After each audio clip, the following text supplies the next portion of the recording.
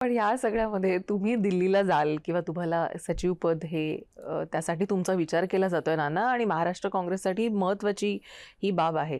यावर मात्र तुम्ही हा जो काही विषय आहे तो जरा त्याला बगल दिलात.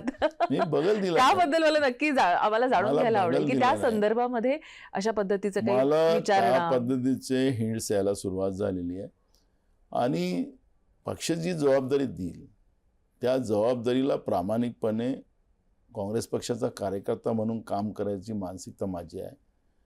आता मधल्या काळातही मी प्रदेशाध्यक्ष असताना विधानसभेच्या निवडणुकीच्या नंतर मी राहुलजींना स्वतः विनंती केली की मला सध्या या पदातून बाजूला करावं, म्हणजे सुट्टी द्यावी, लीव म्हणतात त्याला आपल्या असं भाषेमध्ये. कोणी राजकारणामध्ये लीव मागतं का नाना? मी मागितली, कारण की मी जे काही विधानसभेत आमची हार झाली ती कुठल्या कारणाने झाली ते तर राहुलजींना माहीत होतं आणि त्याच्यामुळे राहुलजी मला म्हणत होते की आपका कोई गलती नहीं है, आप कंटिन्यू करो.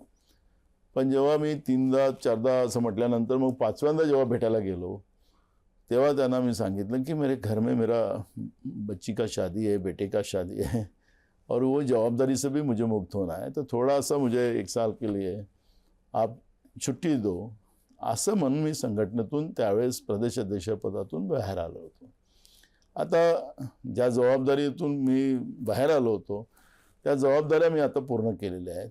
स्वतः राहुल गांधींनी त्यांनी माझ्या मुलांना जावयांना बोलावून घरी जेवणाची पार्टी, सोनियाजी राहुलजी सगळे मिळून आम्ही त्यांच्याकडे गेलो होतो. त्यामुळे त्यांना माहीत आहे की आता हा मोकळा झालेला आहे, हा पुन्हा पक्षासाठी काम करेल आणि म्हणून त्या लेवलचं हिंड मला आता सुरू झालेलं आहे. महासचिवपदी ते चालू आहे. पण जी काही जबाबदारी, जे मला पक्ष जबाबदारी देईल त्या जबाबदारीलाच न्याय देण्याचं काम मी करेल, एवढंच आपल्या माध्यमातून सांगू इच्छितो.